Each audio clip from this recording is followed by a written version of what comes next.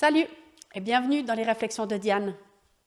Alors aujourd'hui, une étape dans toute cette aventure puisque ça déconfine, en partie en tout cas. Voilà, les enfants d'école primaire retournent à l'école pour 2 jours cette semaine, un jour la semaine prochaine, donc ça commence doucement. Les restaurants ouvrent, ou en tout cas certains, des magasins qui ouvrent aussi. Bon, c'est vraiment une étape importante en fait. Et moi, ça m'inspire de regarder ou d'observer comment j'ai vécu en fait ces 2 derniers mois. Et je trouve que c'est chouette de mettre un petit regard comme ça dans le rétroviseur, non pas pour pas se vivre dans le passé, bien entendu, c'est le moment présent qui m'importe le plus, mais ça me permet en fait de faire le constat que, euh, à part les 2 premières heures du 17 mars où j'étais un peu dépitée que j'ai dû arrêter de travailler, ça m'a un peu tapé sur la tête quand même. Après, je dois dire que j'étais tout de suite tout à fait confortable avec toutes ces vagues. Et puis là, je me suis dit, ah, bah c'est cool en fait, j'ai pu traverser tout ça de manière sereine, m'enthousiasmer assez rapidement pour les merveilles que la nature mettait sous notre nez, plus d'avions dans le ciel, le chant des oiseaux qui semblait être beaucoup plus fort, de voir cette nature. Justement, un jour, je marchais là le long de la rivière et puis je me disais, mais punaise, la rivière, elle continue son bonhomme de chemin, elle ne se pose pas de questions. Après, j'ai vu les infos concernant les dauphins qui revenaient à Venise notamment. Il y avait plein de choses qui permettaient de s'émerveiller. J'ai organisé aussi tout ce qui concernait l'école à la maison pour les enfants. C'était relativement simple, mais disons qu'il y a eu beaucoup de choses effectivement à mettre en place ou à faire, mais c'était, enfin moi je l'ai vécu d'une manière où je me dis, ah ben super quoi, si je regarde, chapeau quoi, c'était pas agité, c'était pas mouvementé. Ce qui était par contre un petit peu plus compliqué, j'ai envie de dire pour moi, c'est de me faire une opinion en fait sur tout ce qui se passe. J'ai entendu vraiment beaucoup de conférences, j'ai eu beaucoup d'informations qui venaient un peu de tous les côtés. Puis c'était chaque fois de me dire, mais c'est quoi, toi, tu penses quoi de tout ça? C'est quoi, quelle est ta position? Et puis parfois, j'avais l'impression que je pouvais même pas dire ma position parce que c'était pas bien accueilli ou alors puis j'avais même de la peine à me faire ma propre idée en fait. Et puis vraiment ce qui m'a été pas essentiel, mais qui m'a beaucoup aidé, c'est de définir, mais j'ai envie de m'asseoir où en fait. J'ai eu tout d'un coup cette image du tape-cul, tu sais, là, les balançoires. Et puis clairement, l'image que j'avais, c'est moi, je veux m'asseoir au milieu du tape-cul. J'ai pas envie de sauter d'un côté, sauter de l'autre. J'ai vraiment envie de m'asseoir au milieu. Ça donnait aussi vraiment cette idée de rester alignée, de rester moi-même. Et puis de pas aller alimenter ni comment.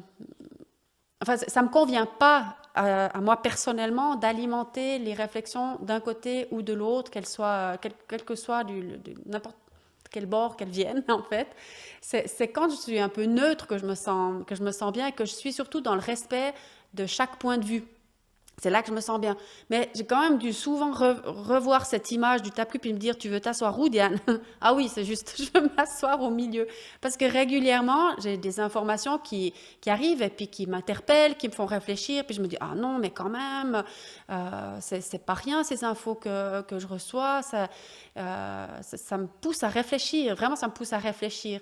Mais ça me pousse jamais à alimenter ni d'un côté ni de l'autre. Je ne sais pas si tu vois ce que je veux dire, ou si toi, qu'est-ce que tu as reçu comme info, quelle est ta propre position, mais voilà, en tout cas, pour moi, c'était bien clair. Après, j'ai aussi posé mon regard sur tout ce qui est arrivé, qui était complètement inattendu.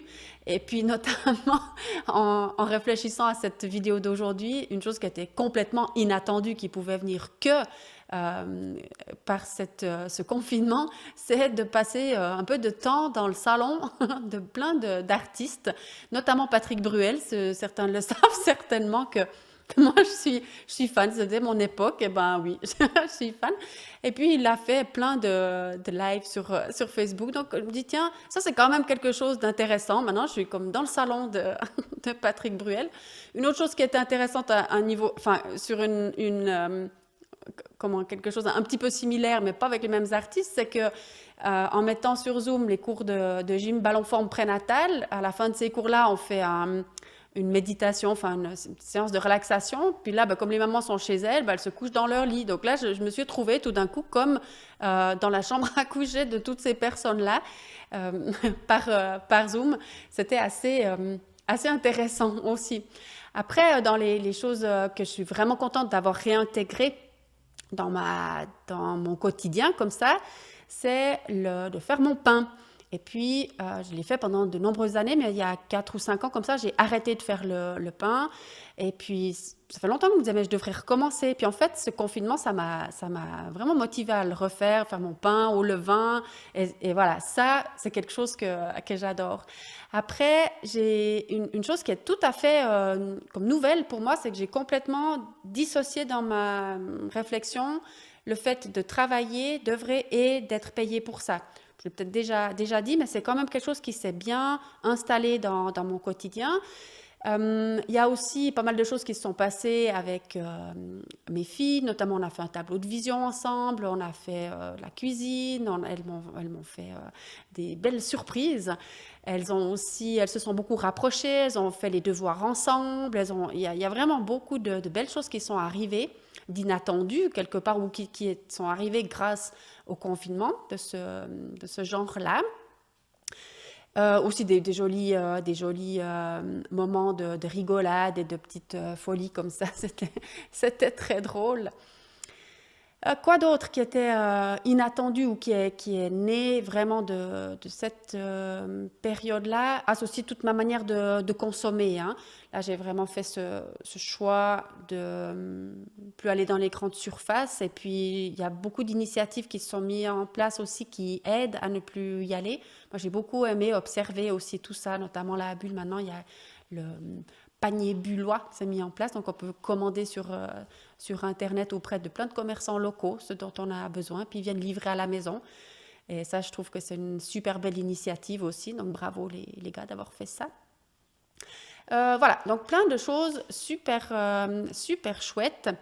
Et puis, au-delà de ça aussi, il y a eu beaucoup de conversations particulièrement intéressantes qui sont venues sur le chemin, des échanges avec plein de belles personnes et des échanges qui permettent effectivement d'alimenter ma réflexion, de voir au-delà des problèmes, enfin continuer de voir au-delà des problèmes. Ça, c'était aussi quelque chose de très chouette pour moi.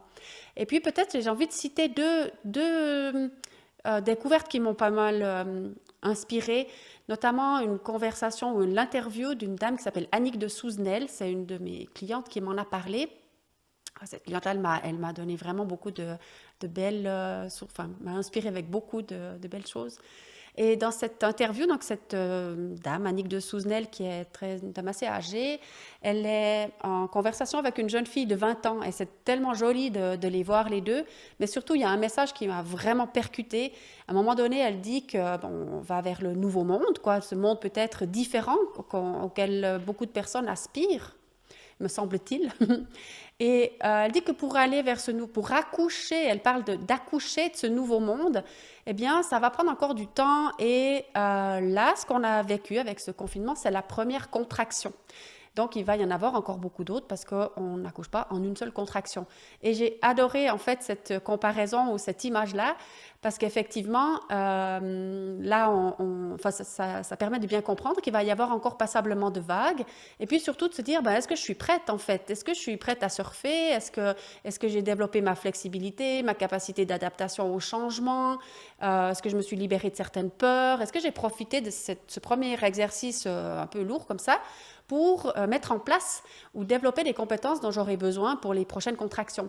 Puis après, là aussi, j'aimais bien cette image-là parce que je me dis, quand on accouche, eh bien, on peut, selon comment on s'est préparé, eh bien, on peut vivre cette phase de préparation et de contraction jusqu'au moment de l'accouchement. On peut le vivre de manière très différente selon comment on s'est préparé, comment on y a réfléchi, qu'est-ce qu'on a fait pour se responsabiliser et prendre en charge son propre accouchement. Donc ça, j'ai trouvé hyper inspirant. Et puis, une autre chose qui m'a vraiment beaucoup impactée, j'ai déjà entendu parler de ce monsieur Gunther Pauli, qui est le fondateur du concept de l'économie bleue, c'est une économie donc durable qui s'inspire de la nature pour créer des emplois et c'est un entrepreneur donc il crée des emplois mais il s'inspire non pas de l'économie capitaliste mais de l'économie qui observe comment fonctionne la nature. Et moi j'ai trouvé ça, ce gars je trouve vraiment exceptionnel. Et là il a publié un livre de 100 questions en 100 pages durant cette période de confinement qu'il a publié sur ses réseaux sociaux. C'est juste tellement percutant ce livre-là. Moi, j'ai trouvé ça. Donc d'abord, il l'a fait en un temps très, très court, en fait. Il l'a publié d'abord en anglais. Très rapidement, il l'a traduit en allemand, en français, en espagnol. Il est en cours de traduction pour le russe. Et franchement, ce livre-là, moi, j'ai trouvé que c'était une mine d'or. C'est-à-dire que c'est plein de réflexions et de questions et de propositions de solutions, autant au niveau individuel que collectif, qui sont offertes comme ça. Et je trouve que tous les enfants devraient pouvoir lire ou tous les parents devraient montrer ça à leurs enfants, les politiciens devraient le voir, les gens qui cherchent des idées pour faire redémarrer l'économie. J'entendais l'autre jour l'État de Fribourg c'était donc en ligne avec des montants à disposition pour faire redémarrer l'économie.